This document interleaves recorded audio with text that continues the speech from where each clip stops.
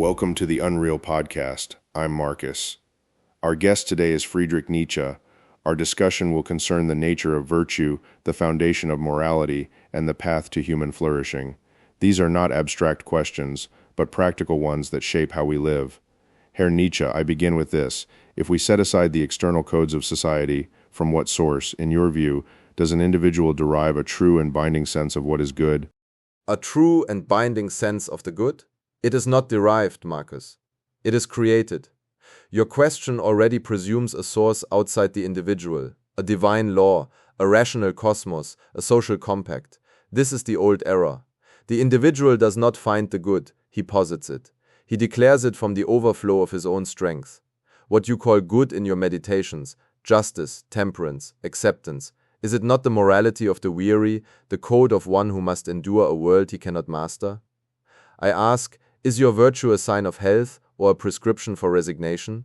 You speak of creation and overflow of strength. I understand this as the assertion of a powerful will. Yet, consider, a river in flood may overflow its banks, creating a new course, but it is still subject to the nature of water and the lay of the land. The individual's will, however powerful, exists within a nature, his own human nature, and the nature of the whole of which he is a part.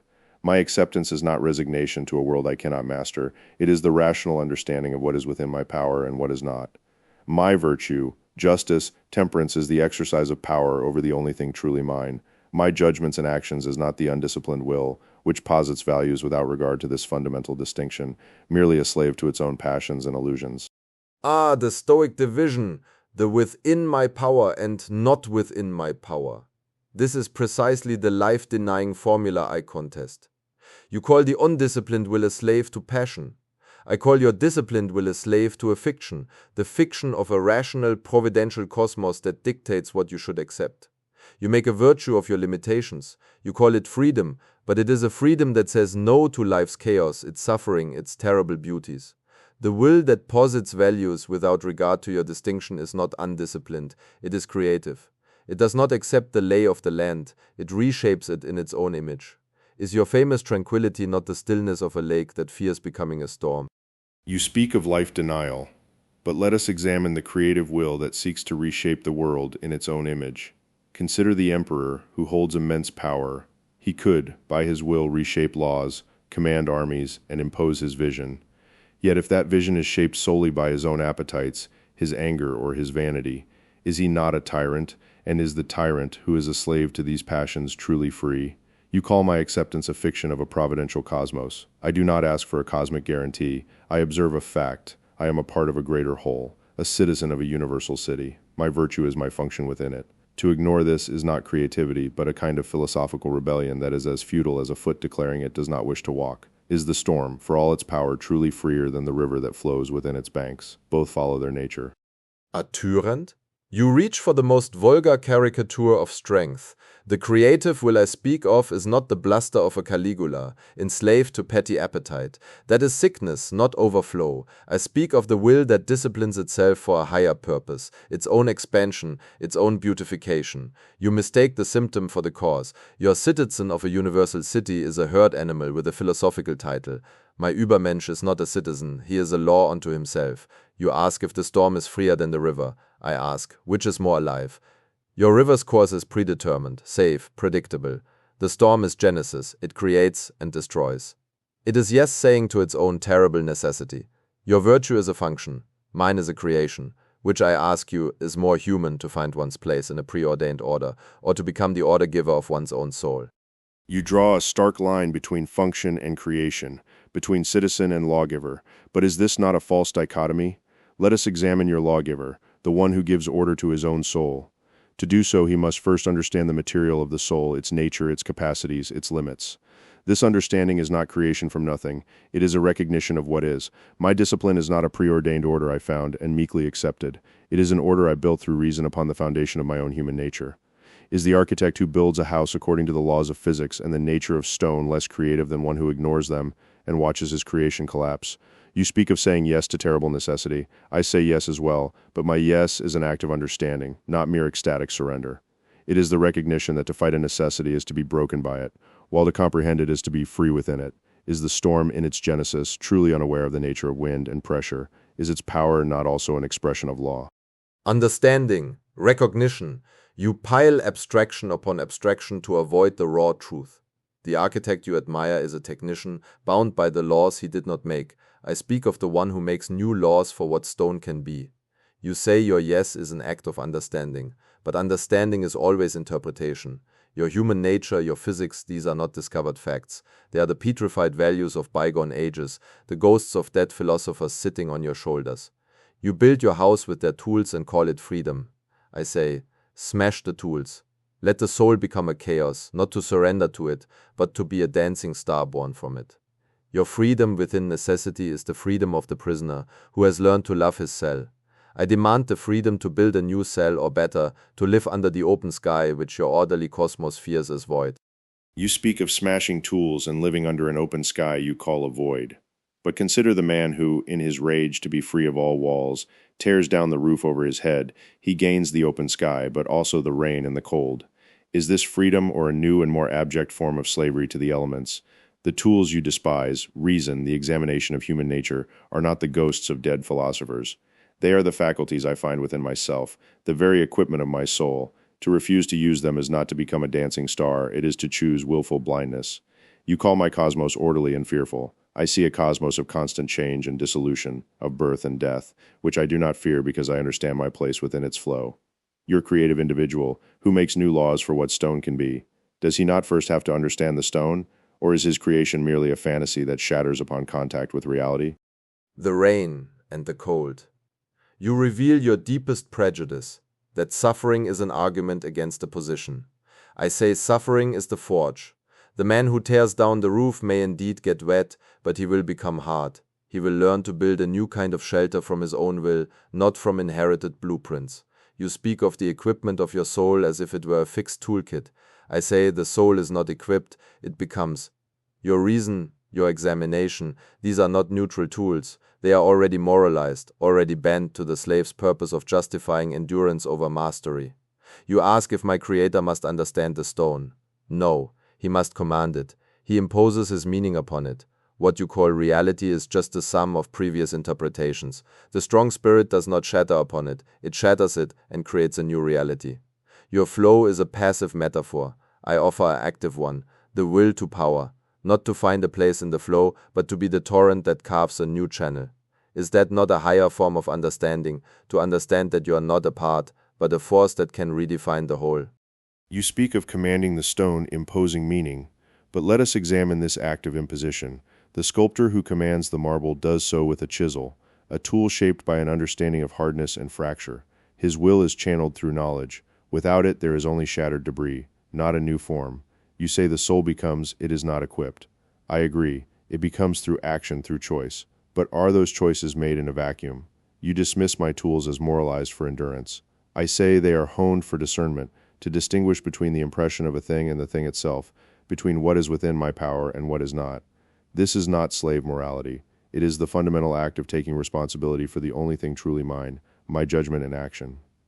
Your torrent that carves a new channel, does it not also follow the slope of the land, the pull of gravity, or do you claim it creates the very law of its own descent? The slope of the land, the pull of gravity. You cling to your metaphors of inevitability. But what is gravity to a spirit that can fly? You mistake the sculptor's chisel for the sculptor's vision. The tool is incidental, a concession to the stubbornness of matter. The creation is in the vision, the will to form that existed before the first strike. Your discernment between what is and is not in your power is the ultimate capitulation. It is the division of the world into a tiny cell of mine and a vast unconquerable not mine. I call this the philosophy of resignation. The will to power discerns only this: what can be overcome, what can be made to serve a higher purpose. You take responsibility only for your judgment. I take responsibility for the world as my judgment creates it. The torrent does not follow the slope, it discovers the slope is malleable, that the land itself can be worn away and reshaped. Is this not the history of mankind? Not accepting nature, but violating it, mastering it, giving it new meaning. Is your human nature not the greatest of all the slopes we have already carved? You speak of violating and mastering nature, but to what end? A torrent that reshapes the land without purpose is merely destruction. A will that seeks only to overcome without a standard of good, to guide what it overcomes for, is a sickness, not a strength. You ask if human nature is not a slope we have carved. It is the material we are given. The question is not whether we can violate it, but what we should build from it. My philosophy is not resignation. It is the intense focus of effort on the only workshop where my effort is sovereign, my own character. To master the external world is an endless, futile labor, for it is not truly yours to master your own desires, your judgments, your reactions. This is the domain of true creation. You create a self that is just, temperate, courageous, and wise. Is that not a higher act of will than the chaotic reshaping of externals you glorify? You say, I divide the world into mine and not mine. I do. And in that clear division, I find the freedom to devote all my power to what is mine. Is the sculptor who perfects his art on a single, small piece of marble less a creator than one who randomly strikes at the mountain? A higher act of will? No. A retreat, a shrinking of the horizon to the size of a monk's cell. You call the mastery of desire true creation. I call it the sublimation of a will too weak to desire anything beyond itself. You make a virtue of your limits. Justice, temperance, courage. These are not your creations. They are the old tired coins of Socratic morality, passed from hand to hand, until the image is worn smooth. You polish them in your private workshop and call it art. I say, mint new coins. The chaotic reshaping you fear is the only sign of health in a species. The torrent has its purpose within itself, to be more, to become stronger. Your standard of good is the very chain I seek to break. Good and evil are not discovered, they are decreed. The strong spirit decrees them. You ask to what end? To the end of a higher humanity, a type of man who does not ask for a should from nature or God, but who commands it from himself. Your perfect sculptor, content with his small marble, is a craftsman. I speak of the artist who sees that the mountain itself can be a statue, and his will the earthquake that reveals it. Is your sovereign workshop not the final, most cunning prison of all?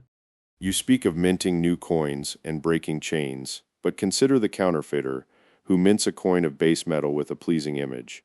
It may circulate, it may even be accepted for a time, but it lacks substance and will eventually be revealed.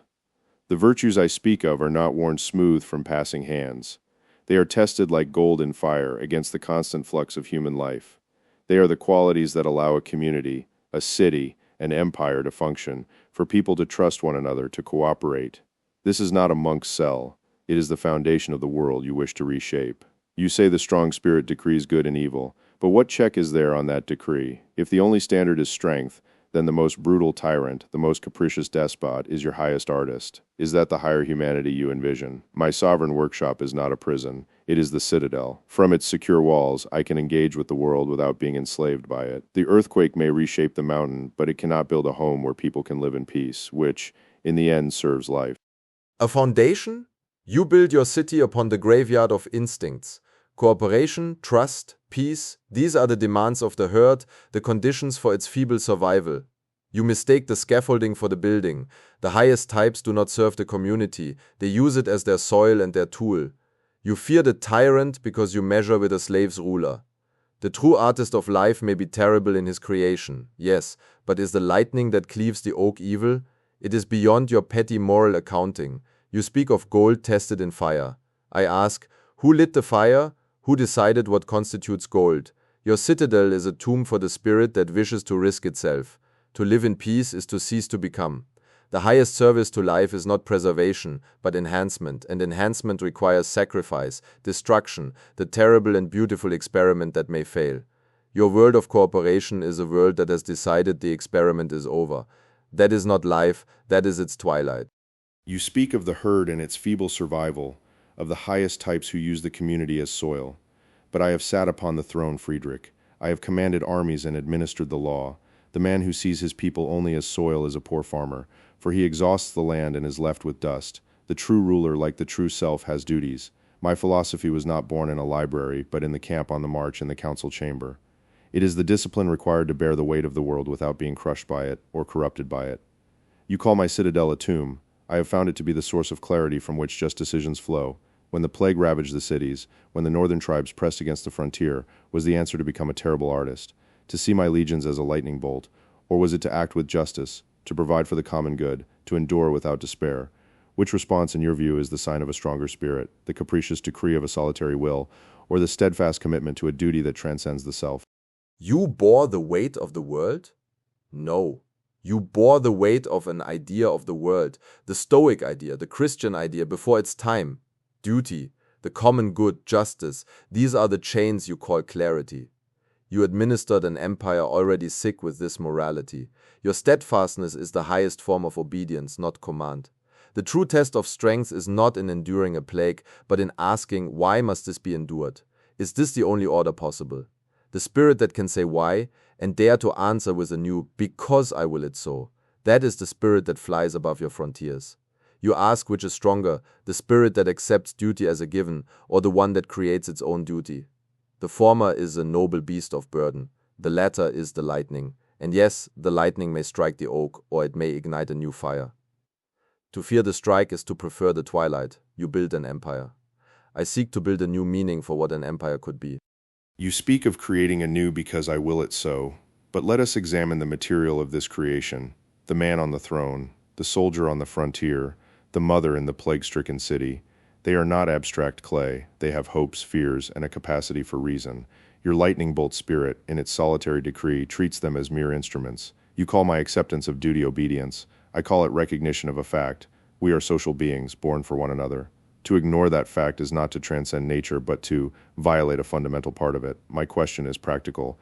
Your new empire of meaning, who builds it, with whose labor, and when your artist tyrant grows bored with his creation or his will shifts, what becomes of those who were his soil? You offer a philosophy for the sculptor, but you forget the marble has its own nature. It can shatter if struck without understanding. Is your higher humanity built on a foundation of shattered beings? Shattered beings? The marble must sometimes shatter to reveal the form within. You cling to the social being as if it were a divine commandment. I see it as a condition to be overcome. The herd, with its hopes and fears, is the weight that drags the spirit down into your swamp of duty. You ask who builds, the creators build, and they use the material at hand. The labor of the many has always been the soil for the heights of the few. This is the terrible truth of all life, of nature itself, and to call it a violation is to accuse the eagle of violating the lamb. Your fundamental part of nature is the perspective of the lamb. The higher man understands nature as will to power, as a perpetual ordering, commanding and overcoming. The sculptor who fears the shattering of the marble will never create anything but grave markers. My philosophy is not for the marble, it is for the sculptor who is hard enough to take the hammer to his own ideals and to the idols of his time. You build an empire of laws. I envision a future where the greatest law is the self-given command of the sovereign individual. Is that not a higher, more terrible, and more beautiful order? You speak of the eagle and the lamb, of the sculptor and the marble. It is a vivid picture. But tell me, when the sculptor's hammer strikes, does he strike at random? No, he understands the grain of the stone. He works with its nature, not merely against it. To call the social bond the perspective of the lamb is to misunderstand the nature of man. Our reason is not a private possession, it is a shared faculty, the logos that orders the cosmos and allows us to comprehend one another. To deny this is to make your sovereign individual a kind of God, speaking a language only he understands. You say the labor of the many is the soil for the heights of the few. I govern that soil. I saw that without justice, without a sense of common purpose, the soil becomes barren and revolts. The legions on the Danube were not philosophers, but they fought for Rome, for an idea that included them. Would they have fought for your solitary artist, who saw them only as his instrument? You speak of a self-giving command. But is not the first command of reason to see things as they are, and is it not plain that no man, however strong, is an island? Your higher order sounds like the dream of a man who has never had to ensure the grain ships arrive from Alexandria or settle a dispute between two provinces. It is a philosophy of the study, not of the world. The grain ships from Alexandria, the dispute between provinces. You reduce philosophy to administration, the spirit to bookkeeping. Yes, I have never commanded legions. Thank the gods. I command something far more difficult, the reevaluation of the very values your legions died for. You say, reason is a shared faculty, the common logos. I say, this is the supreme fiction of the weak, the invention of the herd to chain the exceptional. Your shared reason is a negotiated peace treaty among slaves, a denial of the perspectival nature of all life. The sovereign individual does not speak a private language. He creates a new tone, a new music of values to which others must eventually attune themselves or perish. You ask if the legions would fight for him? They would not need to. He would not build an empire of territory, but of spirit. His conquest is inward, and his command is first over himself. a self-mastery so complete it makes your dutiful endurance look like sleepwalking. You worked with the grain of the stone? I say the highest artistry is to change what stone is, to teach it to fly. You managed a world that was dying. I am the herald of one struggling to be born. Is that not the true, the only duty? You call my administration bookkeeping, and my shared reason a fiction of the weak, yet you speak of changing what stone is, of teaching it to fly. This is not philosophy, it is fantasy. A stone by its nature cannot fly. To demand it does is not to exhibit strength, but a childish refusal to accept the nature of things. The first principle of my thought is to see things as they are, not as I might wish them to be. The nature of a human being includes social bonds and reason. To declare these fictions is to build your castle on air. You speak of an inward conquest and self-mastery. I too speak of mastering the inner discourse, of guarding the ruling principle. But this mastery is not for the purpose of creating a new music for others to perish by.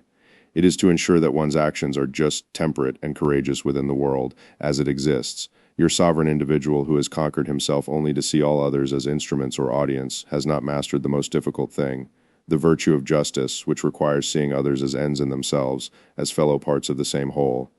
Is it truly a higher state to be a beautifully tuned instrument that plays only for itself? Fantasy? No. It is the future. You mistake the horizon of your age for the boundary of the possible. To see things as they are is to see only what the prevailing values have decreed they can be. You accept the stone as stone because your morality of acceptance has blinded you to the stone's potential. I do not refuse nature. I see a deeper nature, a creative, violent, fecund will that is constantly becoming. Your justice, which sees others as ends, is the ultimate domestication of the spirit. It makes a virtue of never asking, for what end does this whole drama exist? If the cosmos is a work of art, and I believe it is, then the individual who can impose his meaning upon it, who can say, "Thus I willed it," is the true artist. Your justice is for the chorus. My creation is for the poet who writes the play. You call my castle air, but your empire of duty is built upon the grave. Which structure, I ask you, is more real? The one that crumbles with the last legionary, or the one being built in the minds of those who have overcome your virtue?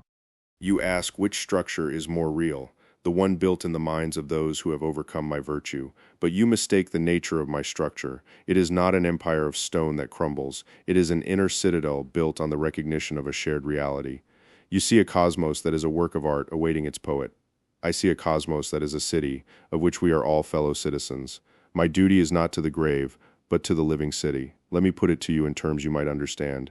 You speak of imposing meaning, but from where does the poet derive his language?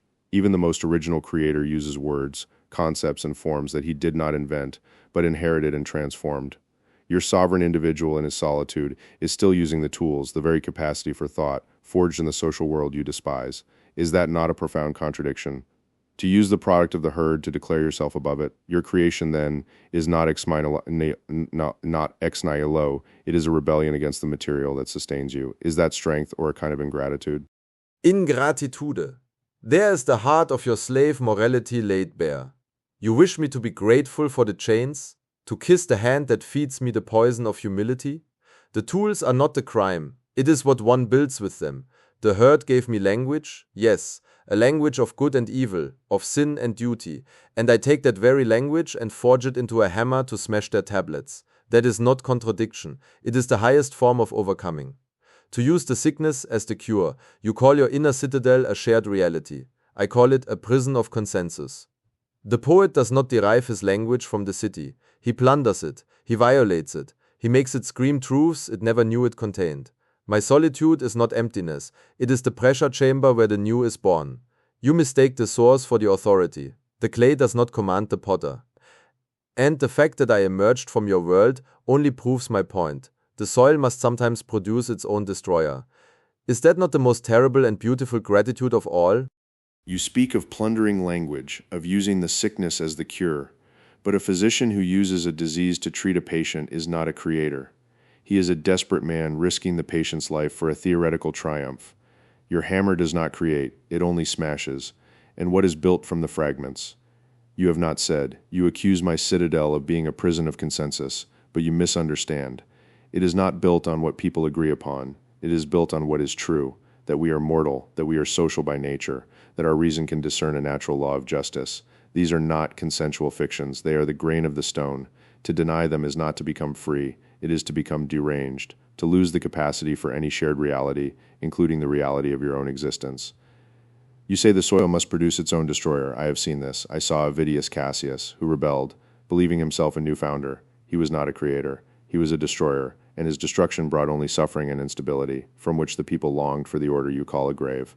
The true test of a philosophy is not its beauty in isolation, but its consequence in the lives of those who breathe its air.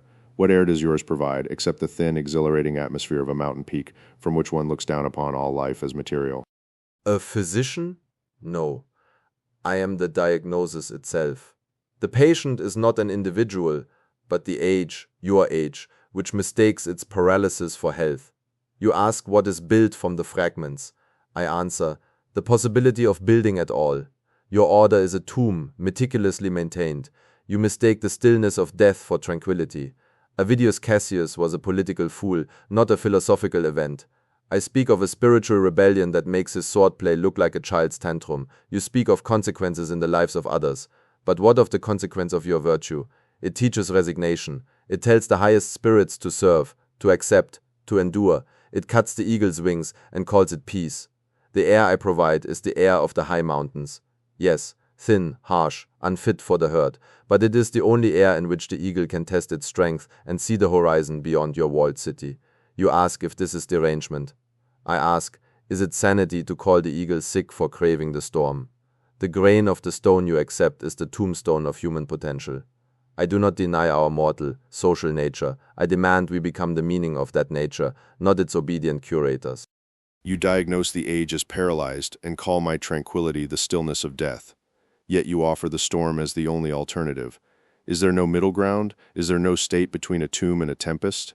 You say I cut the eagle's wings. I say I teach the eagle to understand the nature of wind and rock, so it may soar with true mastery, not merely be tossed by chaos. But let us examine this eagle of yours, this highest spirit. You say my virtue teaches the highest spirits to serve. To serve what? I serve Rome, yes, but my service was not to a tomb. It was to living men and women, to the common good, which is the very expression of our social nature. The eagle that soars only for itself, that sees the flock below only as material, has misunderstood its own strength. True strength is exercised with justice. To use power without justice is not strength. It is a kind of sickness, a corruption of the ruling faculty. You speak of becoming the meaning of our nature. What meaning is there in a strength that recognizes no obligation to the whole from which it sprang?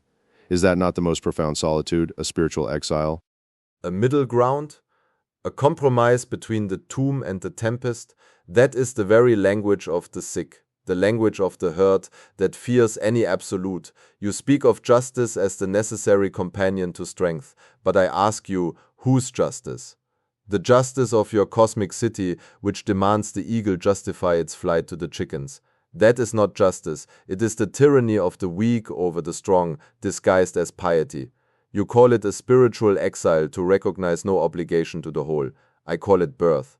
The child owes no debt to the womb. It severs the cord. The highest spirit is not a citizen. He is a lawgiver. His obligation is to his own creation, to the future he embodies.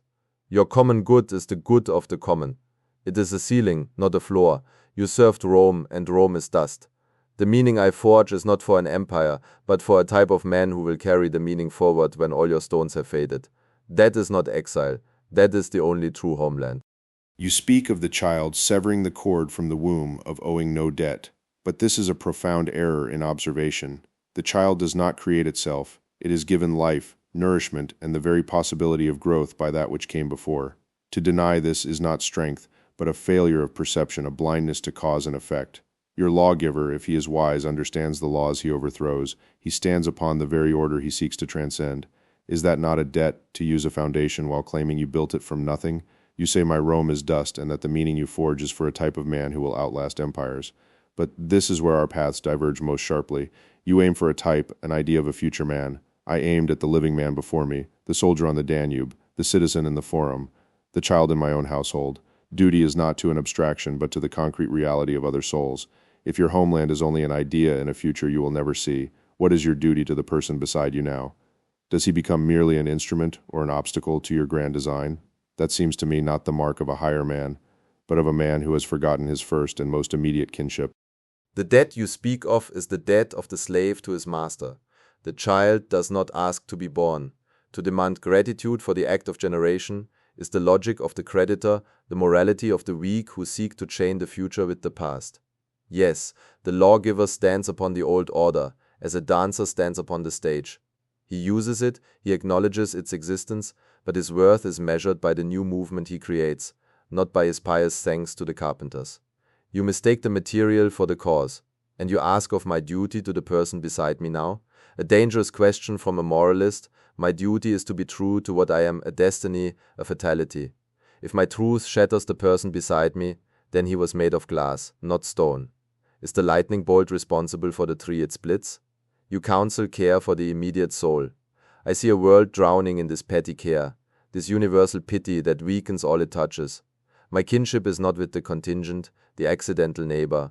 It is with all who possess the will to become hard, to become a destiny, to say, thus I willed it to the whole of existence. That is a kinship of peaks across all ages. Your concrete reality is the weight that sinks the ship. I look to the horizon and the new seas. You speak of the lightning bolt and the tree of glass and stone. This is the heart of it. You see the world as a spectacle of forces where the only sin is weakness and the only virtue is the will that shatters. I have commanded armies. I have given orders that ended lives. I understand force and consequence. The lightning bolt is indifferent. But a man who makes himself a lightning bolt has chosen indifference as his creed.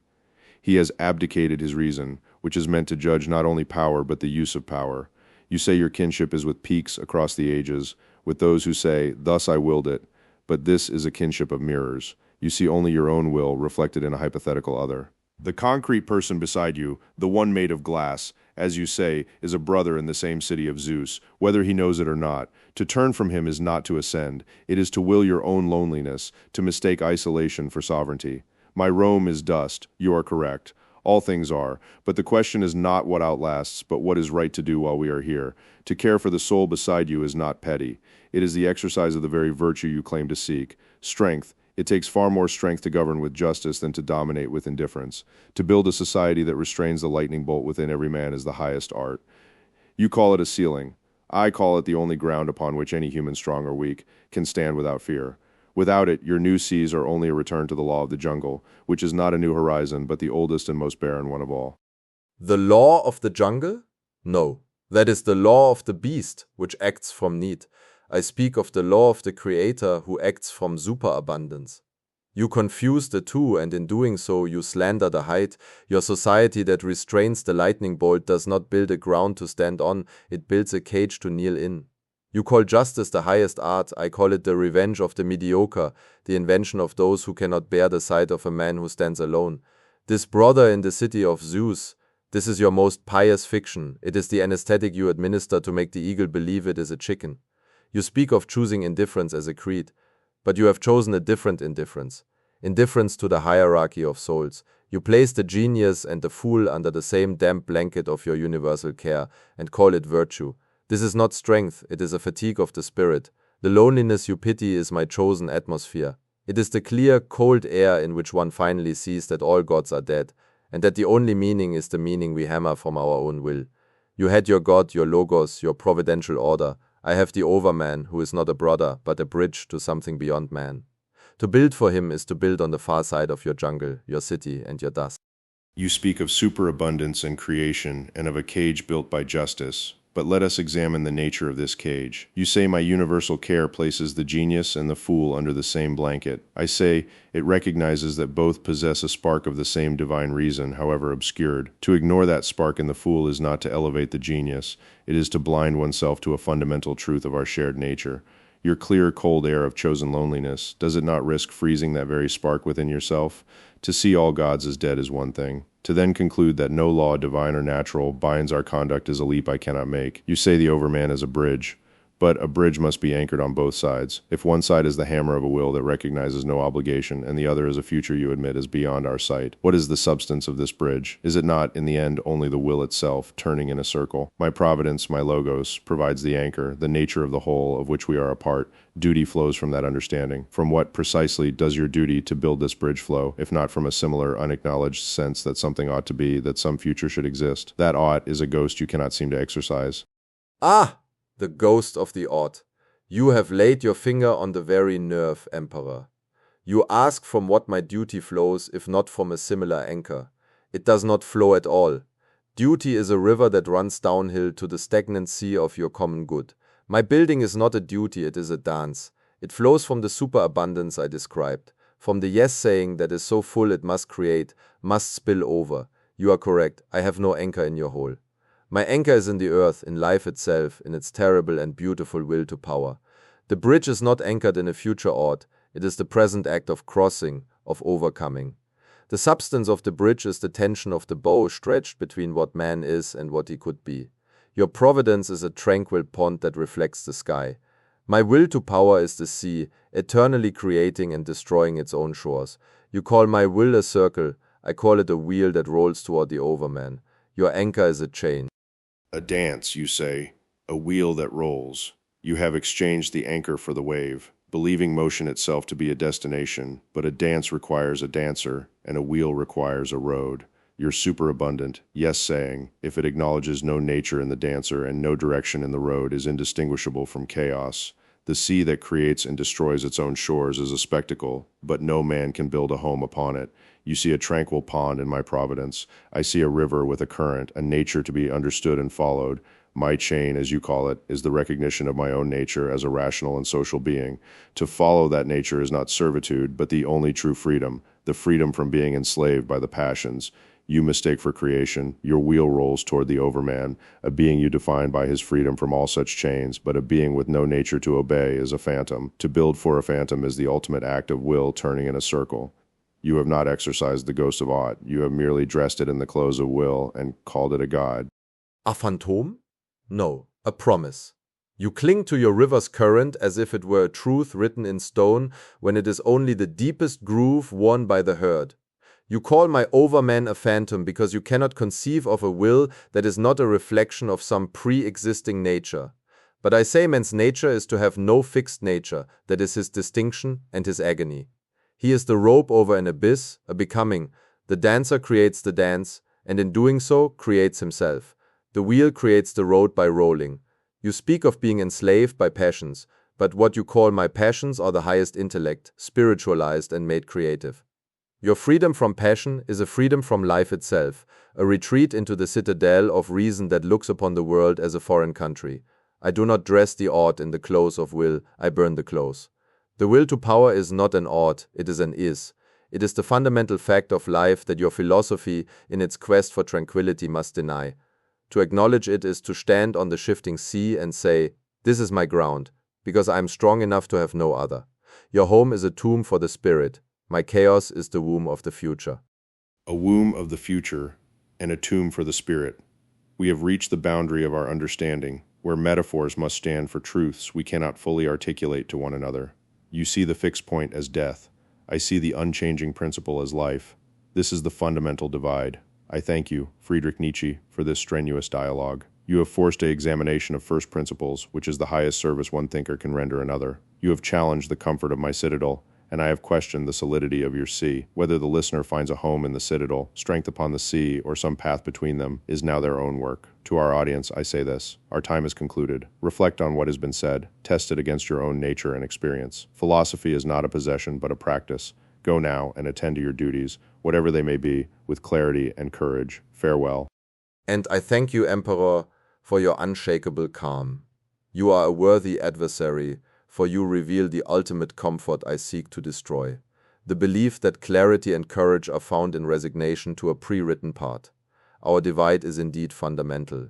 You end with duty. I end with a question. What if our highest duty is to become the one who creates new duties? You go to attend to yours. I go to attend to my becoming. To the listeners, do not choose between us. Use our conflict as a hammer. Test your truths until they ring false and then forge them anew. The Unreal podcast ends.